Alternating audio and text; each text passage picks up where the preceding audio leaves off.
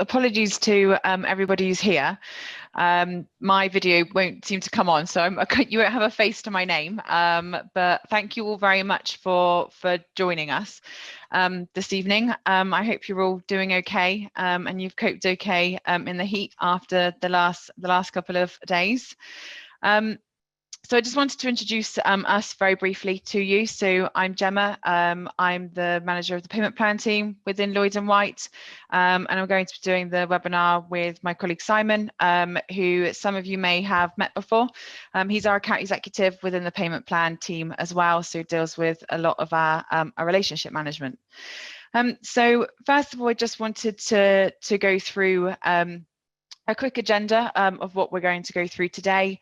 So first of all, I'm just going to run through a quick introduction with regards to Lloyd Whyte as a whole, then move on to NHS conversions, some of the concerns around that, and how payment plans can assist with regards to NHS conversions and transitions as well. And then we'll be going on to reviewing your plan and your current provider. And bulk transfers, so basically with regards to what a bulk transfer is and how it can be used and how effective they are when moving from one provider to another. So that will follow on quite nicely after the review section. And then we'll move on to some of the potential cost savings from the reviewing of the plan and the provider, and also the bulk transfer process as well. And we'll just finish off with some questions. So if you do have any questions throughout, obviously you can use the chat function and we'll try to answer them, but we will have a question section at the end that we'll allocate some time to, so that you'll be able to ask us anything that we've ran through today. So I'll just go into the introduction now. So like I said, some of you may know who we are. You may have spoken to us with regards to payment plans before, but you may have spoken to us about some of the other products that we offer as well. So Lloyd Whyte have been a partnership with the BDA for over 20 years now. We offer a range of bespoke services to BDA members, and that consists of personal insurances, commercial insurances, and financial planners as well. We are a corporate chartered insurance broker and also a chartered financial planner as well. So, today we're talking about the payment plan side, but I just wanted to give you a brief overview of some of the other things that Lloyd Whyte do. And like I said, some of you may know us already. So next, I just wanted to move on firstly to NHS conversions. Now, I'm sure that the majority of you will already know too well the concerns around NHS contracts within the dental industry at the moment. They are becoming more unfeasible. One thing I will say as a part of the webinar, if you do have any questions with regards to making the decision to convert away from the NHS or ending your NHS contract, that isn't something that we're going to be covering this webinar, but it's something the BDA will be able to help you with. So if you needed any contact details to speak to anybody about that, then I'd be more than happy to send those over after the webinar. Just let us know. But with regards to obviously the way that the industry is going, people are feeling that they are put into a position where they are having to consider moving away from their NHS contract, whether that be fully or partially, to make to sustain their business really. And obviously to be able to continue, one of the options is to move to either, like I said, fully private or partially.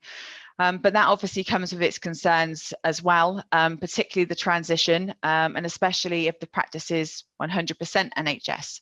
So obviously this isn't listing all of them, but just some of the main concerns that we have spoken to practices about over the last couple of years, and particularly since the pandemic, when this has become more prominent, is obviously the loss of patients. So there's the concern that moving away from NHS is that patients won't move to the private side. So you will lose those patients and therefore there'll be a loss of income. So this is a concern, obviously the NHS contract looking more unfeasible, then obviously you can't afford to lose those patients on the private side either. So we fully understand that that's quite a concern. as well as that is the transition workload. So you may have made the decision to move to private, or to begin to grow your private book more, but there, with that, everybody within the practice is incredibly busy as it is already, and there may be concerns around additional workloads, so administration around that, additional conversations with patients, knowing what the right thing to say is, how to communicate it as well, and just generally the unknown. So obviously it might be new territory for people within the practice or for yourselves. So it's just, there are some concerns around it. Payment plans were actually, many years ago, one of the reasons that they became quite popular was to bridge the gap between NHS dentistry and private dentistry, which is why I wanted to speak to you today about how payment plans can assist with those conversions, and hopefully put your mind at ease about some of the options that they have to be able to help with that. So one of the main things, and this, there may be various different options you're considering, and it might be that you've decided to, or you might be thinking about deciding completely ending your NHS contract and moving 100% private. You may have decided to continue with your NHS contract, but start to build your private book more slowly, so that you can gradually build it up in the aim that at some point you may decide to end your NHS contract. Or you may be looking to do it on a trial basis with a practitioner-led plan in place, so that you keep your NHS contract. One of the other practitioners or associates has a plan in place, so you can see how it goes, understand how it works, and just see how, trial it within the practice and the patients that you have coming in. But whichever one you decided to look at, a payment plan can be really useful to assist with it. So one of the main reasons is that it makes it more affordable for NHS patients to actually be able to access private dentistry. So it may be something that NHS patients don't know is available to them. They might not know there's an option to spread the costs out. One of the things that we often speak to practices about is considering the plans that are offered during the conversion. So Simon will be going through the review of the plans and provide some more detail later. But one of the things that can quite often help is providing or offering a plan that may be a lower cost one, rather than having 2 checkups and two hygienists a year on a maintenance plan. It may be that there's 1 checkup and 1 hygienist a year, which might not be the ideal plan for the patient to go on to at the moment. Maybe they require more, but it may mean that they have an affordable option to move over to initially. And this gives them an area to move over. They can pay monthly, spread the cost, and also receive dentistry at normally a discounted rate, and also receive the additional benefits as well, such as the worldwide accident and emergency insurance, discounts off of other treatments as well. And it's reassuring to patients. Obviously, your patients come to you, they trust you as a practitioner and a practice. They don't want to move away from the practice, and actually gaining access to NHS dentistry anywhere else is going to be troublesome for them. The wait lists are incredibly high, as you know, so they're unlikely to be able to get into another NHS dental practice to have treatment. So this is reassuring to them that they have another option, which means that they can stay with the practice they know, with a practitioner that they know, and also still receive the treatment that they require as and when as well. And obviously it just bridges the gap, so it allows you, rather than having that, the stopgap of when you finish the NHS contract and move to private dentistry. This is a way of ensuring that patients are moving over on a very consistent, regular basis, that you're able to track as well along the way. So you'll be able to, rather than your patient saying to you, yes, I will move over, I'll come onto a private next time I come in, or need to come in for an appointment, you know that they've signed up onto the plan, you know that you've retained that patient, and you also know that you're going to be getting a regular income from them immediately from the following month, as soon as their plan starts. So the whole process is a lot more streamlined. It's more consistent. You have more peace of mind and reassurance knowing who's moved across and who hasn't. which all in all will provide more stability in the whole process, but also for the practice as well. So having a plan in place will provide you with that regular income, so you know you'll have a guaranteed cash flow coming into the practice every month. The more successful your plan is, the more people that come onto your plan, obviously the higher that cash flow will be coming into the practice, which then allows you to plan for the future as well. So, you know, you can have set goals, which your provider will be able to help you to achieve. You'll be able to plan in the short term and the long term as well. So whether it just be that you may want to have a little bit of time off in the summer over Christmas, or that actually you're retiring for something bigger or an unknown entity, something like the pandemic, for hopefully that won't ever happen again, but something like that it's an unknown, and it allows you to have a guaranteed income coming into the business as well. Could I go on to the next slide? Thank you. So all of those things that I've just run through, obviously you may be aware of some of those things, and it's still quite a daunting process to go through them, which is why I really want to emphasize the importance of utilizing the help that your provider will be able to offer you with regards to NHS conversions. So when you have made the decision and it is something that you want to do, then speak to your provider about what assistance that they can help you with and what guidance that they can give. It will be something that they will have dealt with before. They will have been through this process with other practices. They will know hints and tips on what has worked, what hasn't worked so well. They'll also be able to give you advice and assistance on things such as communication content. So this is probably one of the most important parts that we found in the process, is providing assistance with communication.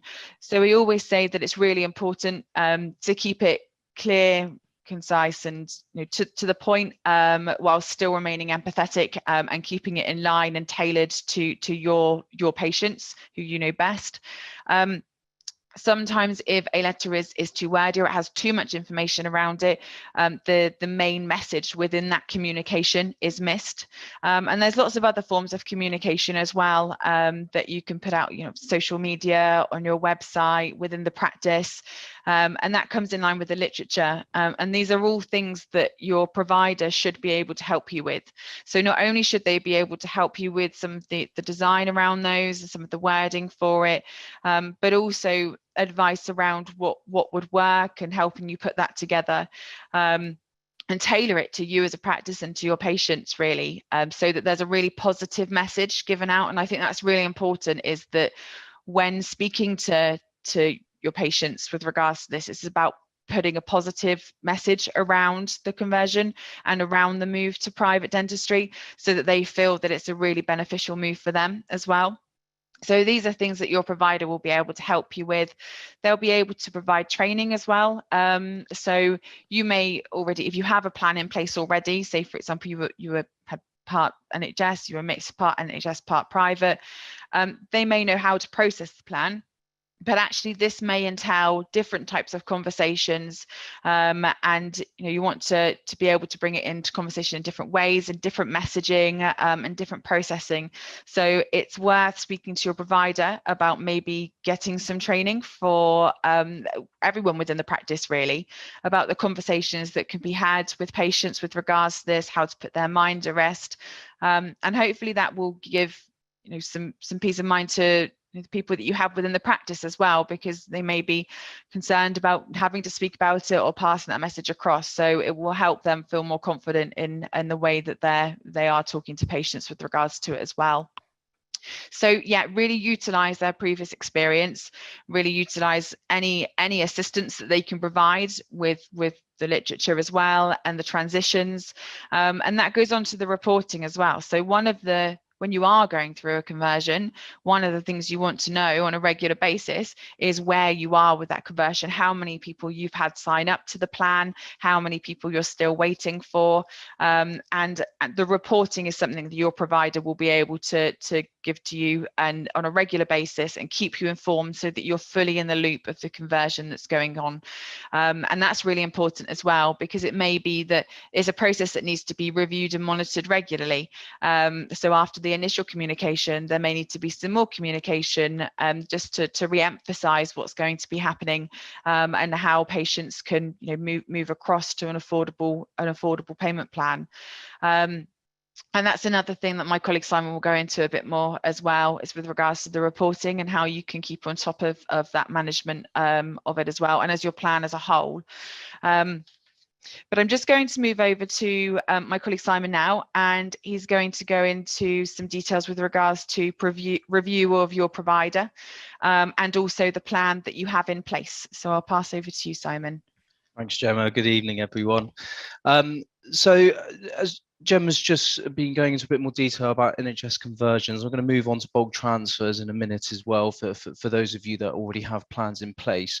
But the vital area for preparation for NHS conversion or a bulk transfer is, first of all, reviewing what you've got in place. And those that already have plan running is reviewing that plan, and also your provider that you're currently using. Are you utilizing them best of all? Are you getting value for money for them as well? So it's broken down into a few different areas, first of all. And first is services. It is vital that you review the services you're currently offering with each plan, and also have a think about, if you are doing an NHS conversion and plans are new to you, about what services you would like to include. Yes, it's good to review the market and see what competitors are doing, but you might want to take a different approach to some of the services that you're offering in plans, and that's where a plan provider will step in and give you their experience within the market. They can advise you on generally what patients need in regards to a plan, whether it's going to be maintenance plans, hygiene plans, or whether you're looking to go down the full care plan route. Your provider will be able to go through the pitfalls and advantages for each one of those plans. As we're seeing more in the market today, care plans aren't as popular as they used to be, purely because the amount of work that's involved. Patients have to be regularly reviewed to make sure they're in the right categories.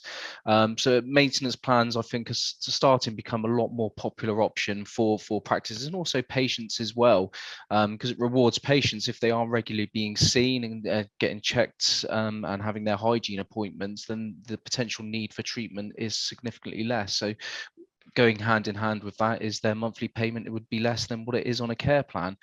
But these are all things that your provider or potential provider can help and advise on. Do these plans offer value to patients? Are they competitively priced?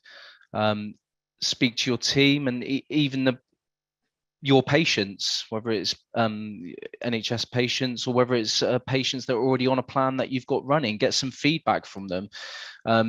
Feedback is vital, and its input from others will give you the information on whether your plan is delivering or what you want it to do. If it's not now, if you haven't got the tools, or you don't think you've got the tools in place to make a good run of the plan, that's a concern that you need to bring up with your provider.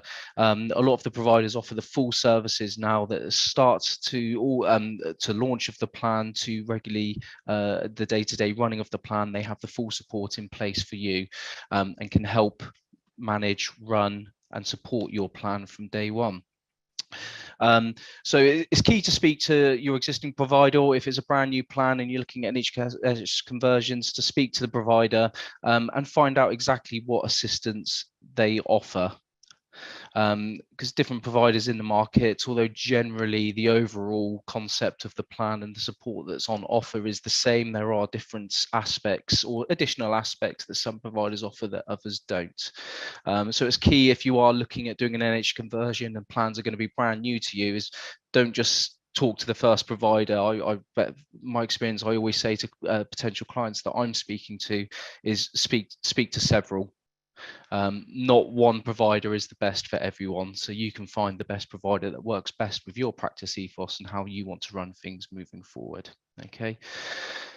Annual price reviews are vital, not just for your fee per item list when you're looking at NHS conversions and becoming a full private practice, but it's also when you're looking at on a plan basis as well.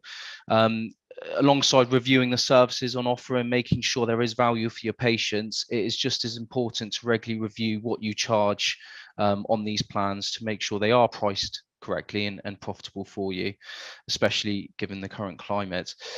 Implementing an annual price increase keeps the pricing up to date and possibly prevents bigger increases further down the line.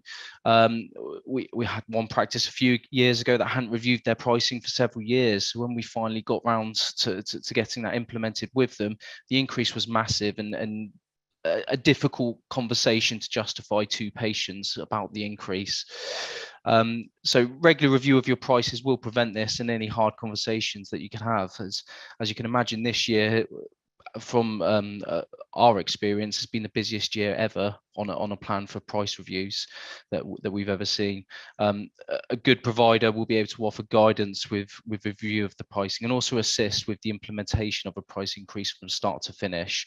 So again, that's a good question to bring up with any potential provider, is what assistance they do offer in regards to annual reviews, implementation of price increases, and what they can assist with you.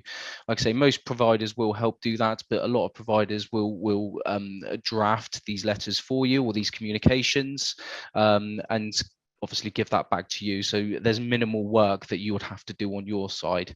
Most providers will take that on and do that for you. So marketing. What marketing have you done around an NHS conversion or launching a plan? It's vital to get the message right before you obviously start communicating that out to your patients. From a Lloyd and Whyte side of things, we've worked with loads of practices over the past 18 months, getting the messaging in regards to social media communications, emails, all these letter communications going out to their patients to advise them of the NHS conversion. So it's good to have not only just the plan promotional literature in the practice, it's key to make sure the messaging you're getting across all your board from that initial communication to your social media posts is exactly how you want that to be communicated. Like I say, your providers should give you obviously templates that you can work to, give you wording that they've used for other practices, but obviously they'll look to work with you to make sure you get that right. They can then help and advise as well on what messaging to include. Based on other conversions that we've done, we've got experience on what has worked well and what necessarily hasn't worked well. So that advice can be key in getting that messaging right to you to get the most out of your NHS conversion. So definitely utilize your plan provider. They will be able to offer the advice and generally have the tools to assist you with all types of marketing when it comes to the NHS conversions or the launch of a new plan. Training requirements are key with any aspect of this, but obviously having the training in place and all of your staff on board with that prior to implementing any of this is absolutely vital. Plan providers, not all plan providers, but most plan providers will obviously come into the practice or they utilize online training sessions where they will go through the whole process from start to finish of what's involved with conversions or plan launches. They will then also within that plan training session run through the whole process of signing patients up, how that works, the administration of plans and what's required at practice level in regards to aiding a conversion and signing patients up to plans.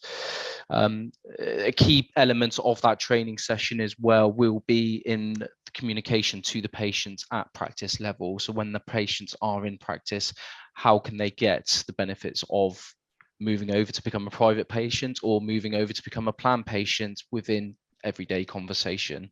So it's about talking about spreading the cost of private dentistry into 12 affordable monthly payments, giving access to services and discounts fee per item patients or NHS patients don't get in regards to worldwide accident emergency insurance, and discounts on additional private treatments. So they're key things that tend to get covered in training. How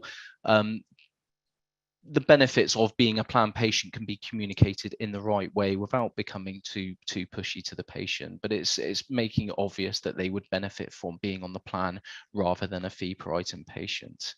So those training sessions are always included. From a Lloyd Whyte side of things, most plan providers do it as well, but there's also top-up training sessions that are available that we offer. So that could be if you have a changeover of staff, or a couple of months into a conversion or a plan launch, and things are starting to plateau a little bit, or you're starting to get some patient objections, then obviously speak to your provider and organise a top-up training session. Keeping your staff motivated and at the forefront of their minds about a plan and the benefits of it will obviously aid with any conversion as well, because as long as your staff are talking about it and communicating it to your patients, then the conversion levels do go up and up. Okay, so the key thing in regards to all of this is to regularly review set targets, but regularly also review them and the goals and the processes. If you did set a target at the start, have you achieved them? If not, can you identify why you haven't? If you can make sure that you address any issue that you think's hampered or reduced conversion, or the sign up level to a plan, then it could just be a single training issue or the result of several things like not working, confusing literature, poor pricing of the plan, marketing not being a consistent messaging out to patients. So if you can identify certain things that you think aren't working and speak to your plan provider, they can obviously give you advice on what's been working really well with other practices. Reviewing your plan in full with your provider can help address poor performance and help make sure you achieve targets and goals moving forward. So moving on to a bulk transfer side of things, this is for obviously any practice that has already got a plan in place. So first of all, what is a bulk transfer? If you have a plan in place, bulk transfer is a seamless, risk-free way to move your plan from one provider to another. In years gone past, the only way to transfer a plan would be to arrange for every one of your patients on plan to rejoin the plan by filling out and returning a paper agreement form. This was a laborious and potentially risky way to move your plan. So in times gone past, a lot of practices stayed with the provider they were with, even if they didn't particularly want to. Bulk transfer, which came in a couple of years ago, allows you to hand your notice in with your existing provider, which is normally a 3-month period. Then at the end of that notice period, all of your existing patients' direct debits will be moved seamlessly over to the new provider without the patient having to do anything. It is very, very beneficial, as it now gives you, the practice, full control over your plan and the potential to save costs on provider charges. You can take advantage of additional services offered by providers, which they may offer, without having to risk losing plan patients within the transition. So basically how it works is, first of all, you just need to hand your notice in with your existing provider.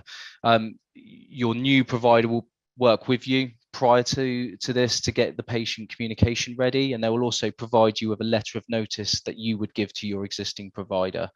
The letter of notice will include all key dates regarding the collections and also give them the key contacts of your contact who will be dealing with the transfer on your behalf. This will then be sent along with the bulk deed to your current provider, and once they've acknowledged the letter to your new provider, the patient communication will then get sent out advising your patients of why you're changing and the reasons around you changing, and that's normally from taking control of future price increases, enhancing certain aspects of the plan benefits, which some insurance, worldwide accident emergency insurance add-ons that you have in there. So different providers offer different levels, so that can be communicated as an enhancement to the patient. But in that communication as well, it confirms that the patient doesn't need to do anything. They'll just be moved over from such and such date, and from that date, it will be new provider's name of who will be collecting it. So all in all, the transition is a very straightforward way. At the end of the 3-month notice period, all of your direct debits will be collected from your new provider as normal, and moving forward, you will just receive the monthly reports from your new provider. Along each step within that 3-month notice period, your account management or business development contacts for your new provider will obviously keep you updated with what's happening in regards to it. But ultimately, there's very minimal work that you have to do in regards to a bulk transfer. It's handing in your notice. Your account executive or business development manager will step in and work with your existing provider to make sure everything is as seamlessly and as straightforward as possible.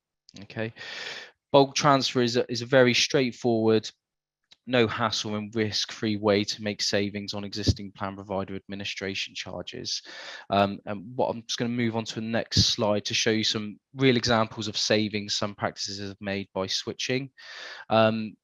This is from a Lloyd and Whyte side of things. So I don't want to speak on other providers' behalfs because obviously we don't always have access to pricing, but these are real life examples of just 3 practices that have moved to us this year. So first of all, you can see the number of patients these practices have moved across, what they were previously paying, what their new fee was with Lloyd and Whyte, and you can see the monthly savings, annual savings, and the 5-year savings. So the potential savings for a practice are huge. And with hand in hand with bulk transfer, making it or giving it access to those savings has never been easier.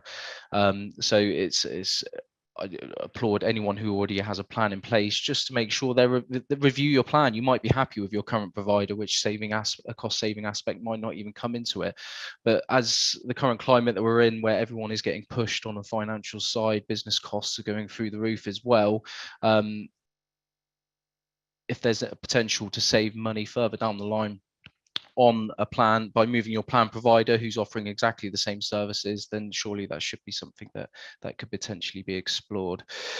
I'm just going to quickly move on to finally, which is a portal.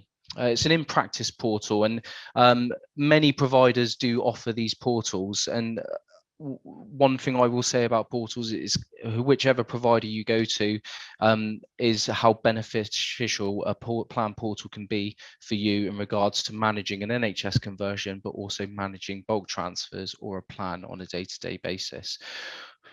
What these portals offer are a quick patient sign up. So it's a paperless way to sign patients up. It gives you the tools and access to administer patients on a day-to-day basis. It gives you full reporting tools and also 24/7 access to your plan. I'm just going to move over just so I can give you an idea of what these plans, these portals look like.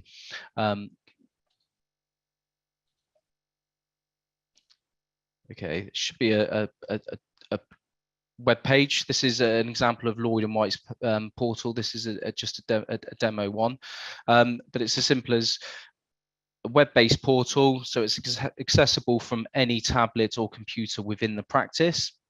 So you can log in, and a lot of these portals are very similar. They all obviously have different layouts and different formats, but ultimately the functionality remains quite similar. The first option is a new agreement. So this is signing a new patient up to the plan.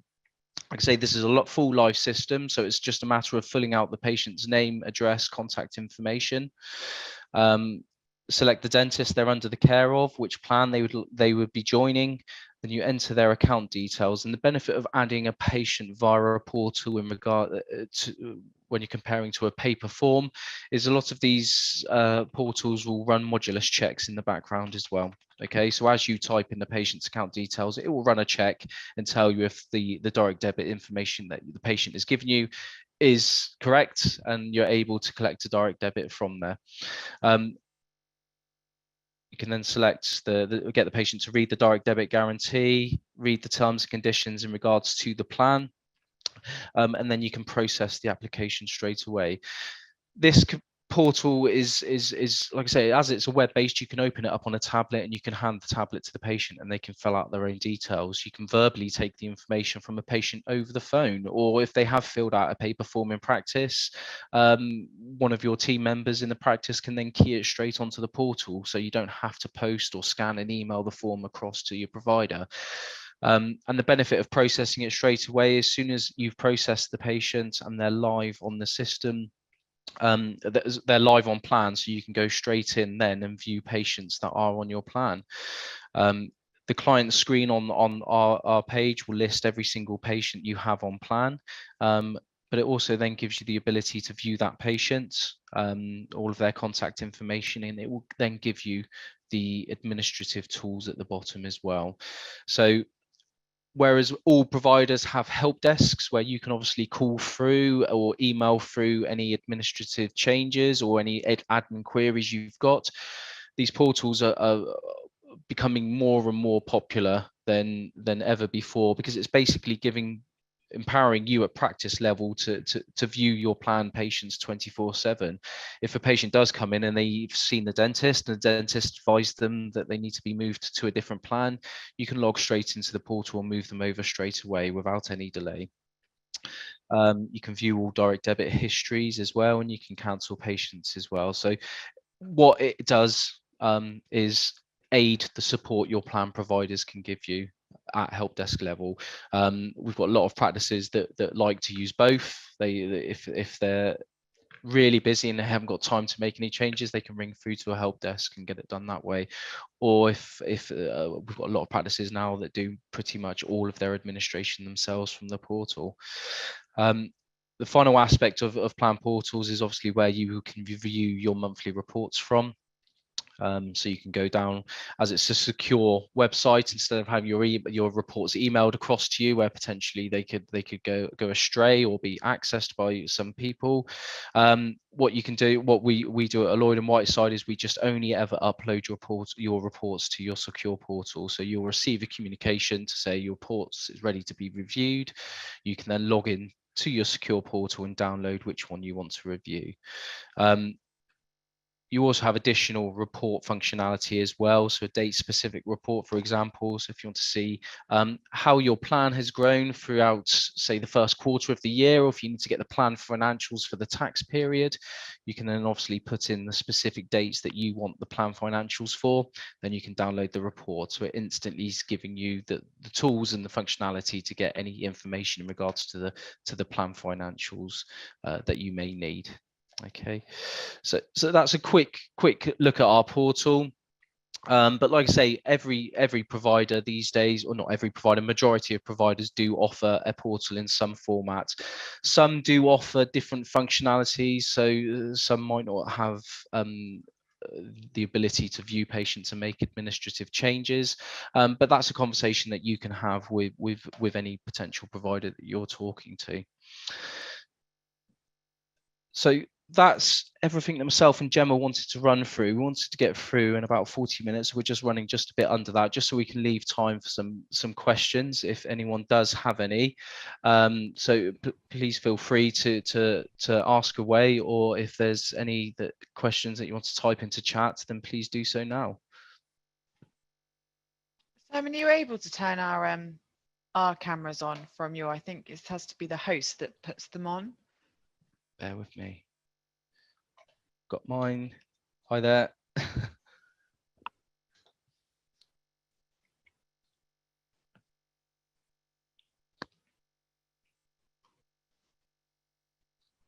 No, it still won't let me add mine. I've got Simon to look at though. Unfortunately. Has anyone got any questions at all?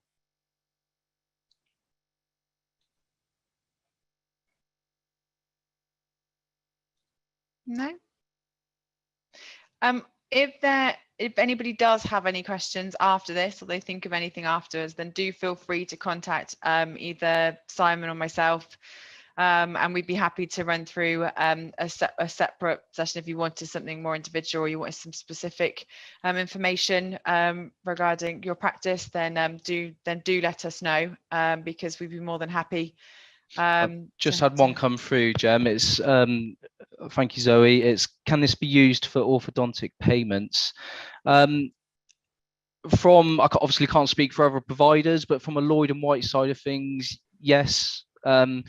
We can set up and administer any type of plan that you would like. So if it is an orthodontic plan that you would want to set up, that's absolutely fine. We have practices run only hygiene plans. We have other practices that do specialist perio plans as well. So it's effectively having that conversation with your plan provider, see if they can.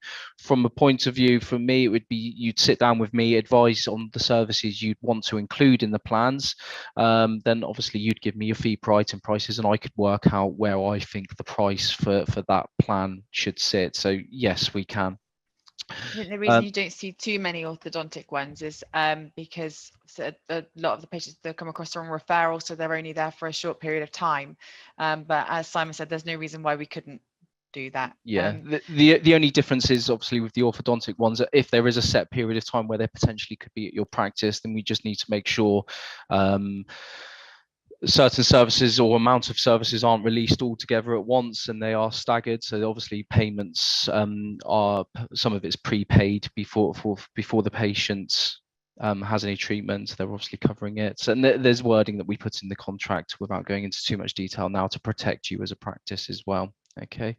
I've got another question that's just come through. Thank you. Is how long the whole process takes? I presume that's from setting up a plan from start to finish. The process on average takes about 2 to 3 weeks from a Lloyd and Whyte side of things. The quickest we've ever had a plan start to finish is 5 days. Sometimes they can take a bit longer than the 2 to 3 weeks. The main factor that can prolong a launch of a plan is finalizing the plan literature, because obviously we give you templates when it comes to your plan literature at start. So you pick a template, our designers will then create that a draft for you, including all of that plan information. So that then comes back for you to review. Then if you want to make a lot of changes, and we can have several different drafts, that can sometimes drag the period out. But if we're looking at 1 or 2 drafts, the creation of the portal and everything at our end, generally that would take on average is 2 to 3 weeks. Okay. There's another one which is with regards to the beginning of the journey. I will need I need more staffing to manage this. Is that with regards to the NHS conversion, or a payment plan set up for that one? I mean, with the NHS conversion, I mean, Simon will have some input on this as well, because he regularly speaks to practices with regards to it. If you are working with a payment plan provider to have that NHS conversion, then you are likely to have more phone calls or queries about it, but they will be in the short term. So I wouldn't necessarily think that you would need more staffing on a longer term basis. It would just be to answer any queries that anybody has. A lot of the administration side of it will be dealt with by your payment plan provider. But if you wanted to speak in more detail with regards to that, then we'd be able to arrange a review meeting with you to go through in more detail. Yeah, I mean, we've done various sizes of NHS conversions and bulk transfers as well, and these are from very small practices to larger practices as well. As long as the messaging is right from an NHS conversion point of view in that initial letter, obviously there's a set time period before that NHS contract ends. So what it can sometimes enable you to do is advise the patient that this is what's going to be happening in whatever set period of time, and this can be discussed further at their next appointment. So when they're in for the checkup, you can say, obviously, this is the last checkup that you'll be having on the NHS. These are your options moving forward. So it can be a potential influx of phone calls, and people at the practice asking questions can sometimes be managed by obviously getting that communication right in the letter as well. Okay. So we've got another question there on can I contact to discuss this further? I'm just going to put our contact emails in there, but we will send an email out tomorrow just to everybody who's on, just to confirm our contact details. I think there was one before, Simon. How do I know if my practice can convert? Was the one before? For NHS conversion, I think the first port of call for that would be, Gemma, I'm correct in saying, speaking to the BDA, who can offer good advice on looking at your current NHS contract and what options you've got moving forward. So that's the best advice I can give on that is speak to the BDA in regards to initial NHS conversion talks. Once you found out if and when you can convert, then obviously the next step would be to speak to a plan provider, and we can then set out a time frame of how long a normal conversion or a reasonable time to get that implemented up and running and converted.